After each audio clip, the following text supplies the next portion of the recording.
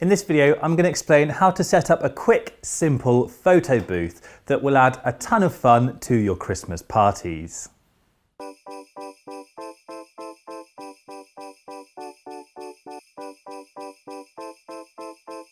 We only need a few things for a photo booth like this, and most of these you'll probably already have. First of all, we need a tripod and a space to shoot. Ideally, pick a wall with a plain background, and if necessary, take down any frames. It'll make it easier for guests if they can see themselves while shooting, so it helps if, like the 750D here, your Canon has a flip screen. If not, you could perhaps hook it up to a tablet or TV and display the live view feed that way. Unless you don't mind your guests getting their mince pie covered hands all over your camera, you'll also need a release. The wireless Canon RC6 remote here is ideal, but any cable release will do. Next, let's think about lighting. You could use the ambient light if there's enough of it, but a flash will give much cleaner results. By pointing a speed light upwards and backwards, we can bounce it off the ceiling and wall behind, so that it spreads out and floods the space, resulting in much more flattering, more soft light. I don't want to spend the party changing batteries, so I want to keep the flash's output fairly low. To do this, I'm going to use a higher ISO than I'd normally use for flash, but I'm happy to compromise on image quality as it's not like we're going to be making huge prints here.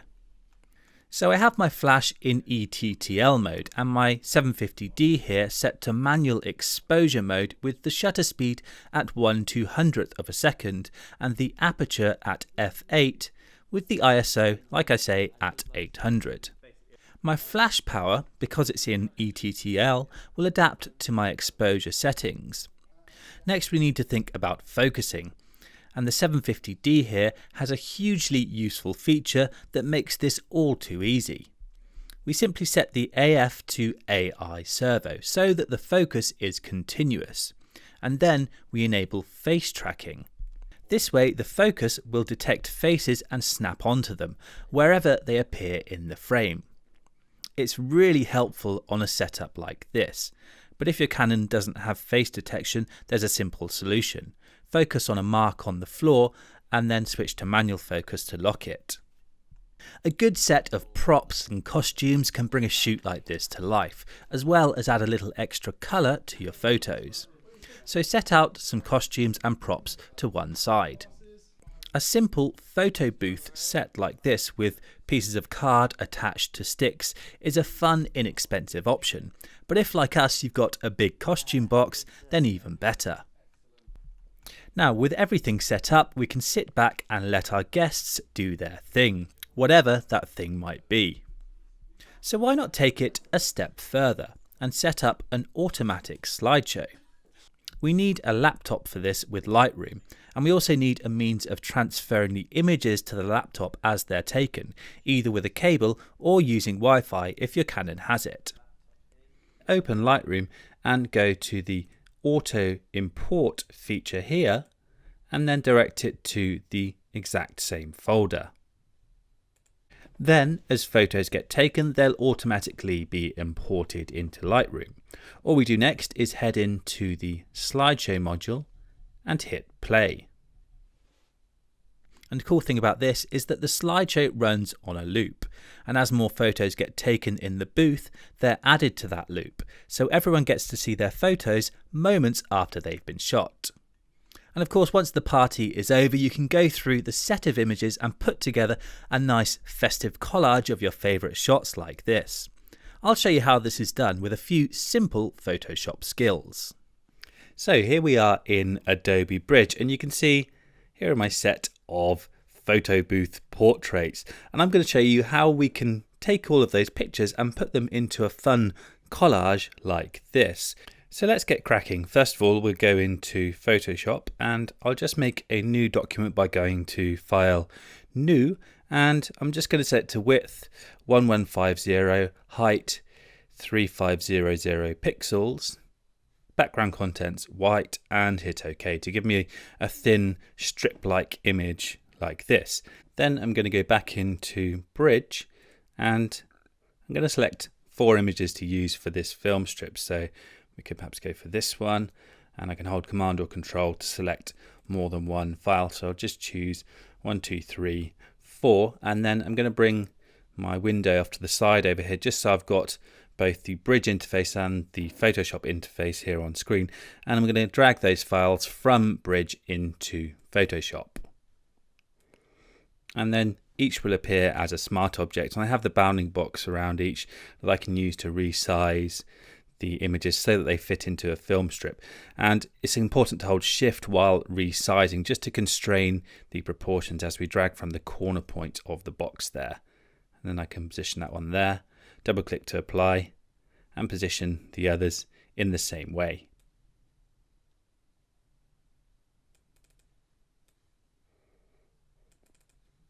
And with that done, I'm just going to go to Layer and Flatten Image just to give me a single layer.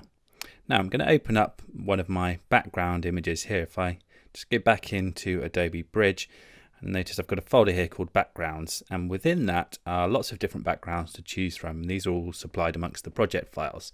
So I'm going to go for this nice Christmassy one here. So I'll open that one up, and then I'm going to use the Move tool, go back to my other image there, and I can click and drag the image up to the tab of the background image and then down in and release to copy that image over. So now I've got my film strip and my background here on separate layers. And notice I've got Show Transform Controls checked up here in the Move Tool options. That gives me the bounding box around the layer that I can use to resize it if necessary. But I think that's working quite well for my image here. And we can of course add more film strips in exactly the same way. So I'll jump forwards to a point where I've done just that. So here you can see I've used the same method to add a couple more film strips. Now let's see if we can make everything look like it belongs together. First of all, I'm going to add a drop shadow to each of these layers here. I can double click the layer in the layers panel here and choose to add a drop shadow down here. So I'll highlight that, and then if we just zoom in to the film strip over here, you can see we now have a little shadow, and I can click and drag within the image here to move that shadow around. And if we take a look at the elements that make up the background here, you can see the shadows are falling across to the left. So I'll try and match that with my photo booth pictures here. So I'm going to drag this drop shadow off to the left slightly. And we don't need to push it too far. Somewhere around about there I think is going to work. And I'll hit OK to apply that. Now I can hold Alt and drag that layer style there that appears in the layers panel to the other layers to copy the effect over, and that will quickly allow me to apply a drop shadow to my other layers in the same way. So now I've got shadows beneath each film strip that just helps to ground them within the scene. Now I think my film strips are looking a little bit too straight and uniform, so I'm going to try and add a little bit of a curve to them. So I'm going to highlight this strip here, and I'm going to use a filter for this. So we'll go to Filter, Distort and Shear. Now notice in the shear options here I've got a little control, and I can drag this to the left or the right, and you'll see how this affects the shape of my layer. So I can create kind of a wave-like effect like this. And in fact, let's keep it fairly subtle. So I'm going to bring these points in quite narrow like this, and perhaps move the bottom point slightly. I'm happy with that, so I'm going to hit OK to apply and see how that affects my strip of images there. And we could also perhaps click the bounding box, rotate it slightly to get more of a dynamic angle like this. Now I quite like that, but I think now the shadow is looking a bit flat and unrealistic. So I'm going to right click the drop shadow effect on that layer there, and I'm going to choose Create Layer. And I get a little warning here. I'll hit OK, and notice what happens in my layers panel here. The drop shadow now appears on its own layer below the image layer, so I can edit each independently. So I'm going to highlight the drop shadow layer there, and then click on the bounding box, and then I can rotate the shadow, and notice I can kind of separate it from the film strip so that it looks kind of more 3D. So they're kind of getting further apart as they reach the bottom of the frame down here. If we just zoom in and take a closer look, you'll see how this is working. So there's my shadow, and it just makes it look as if the piece of paper here is kind of floating away from the background, and I'm happy with that. And we can of course add a similar effect to the other layers. So again, let's go to the shear option here, just change these settings slightly, perhaps hit OK, and we'll do the same for this one here. So now I've distorted the other strips in the same way, and I've also separated out those drop shadows, and I'm going to add a couple of pins now to make it look as if these are pinned on this cork board here. So if we go back into Bridge, notice in my backgrounds folder here I've got this image here, and this is more simple, and there are just a few pins here that we can use. So I'm going to zoom in closer to those and grab the quick selection tool from the tools panel and just paint over one of them like this, and you'll see how the tool does a pretty good job of just snapping on to the edges. I can hit Command or Control and C to copy that, go back to my main image and hit Command or Control and V to paste it in. Then I can grab the move tool and zoom in a little bit. I can click on the bounding box and change the position like this to make it look as if we've pinned the strip in at the corner up here. Now to make that a little bit more realistic, I can add a shadow. So I'm going to highlight the layer below and then click the create new layer icon here in the layers panel to give me a layer below the pin layer. In fact, let's call it pin, and we'll call this pin shadow. And I'm just going to grab the brush tool, set my foreground color to black, and I'll use a low opacity for my brush somewhere around about here, and then I can just paint to add in a subtle shadow underneath the pin like this. And if I toggle that off and on, you can see the difference that makes. It just helps to ground the pin, just as we did with the drop shadows on our strips. And we can of course add other pins in the same way. Now I think my composite here is nearly complete, but there's one glaring error. The part of this strip here would obviously be behind this foreground detail here. So what I'd like to do is add a mask so that it looks like the paper here is underneath these leaves. So I'm going to highlight that background layer at the bottom there, hit Command or Control and J to copy it, and I'm going to drag this layer right to the very top of my layer stack. Now I need to make a precise selection to isolate this part of the image over here. But rather than try and select all of these different tones, it's easier to actually select the rest of the image and then invert it. So I'm going to grab the quick selection tool from the tools panel over here, and I'm going to start painting over the cork background here like this.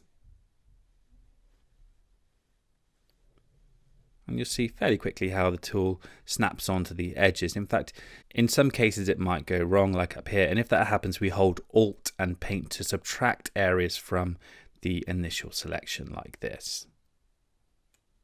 And with that done, we can improve the selection edge either using Select and Mask, or if you've got an older version of Photoshop, or if you're using Photoshop Elements, you'll find Refine Edge instead. But I'll use Select and Mask here in Photoshop CC, and then I can go over to the settings over here. I can check Smart Radius to increase the area of refinement. I can use the Refine Radius brush and paint along these edges here, and you'll see how this gives me a slightly more accurate selection around these edge details here. And this is quite a tricky selection to make, so we might need to tidy up by painting on a layer mask in a second, but for now we'll leave it like that. We can go down to the options, the output options down here, and choose to output to a layer mask and then hit OK.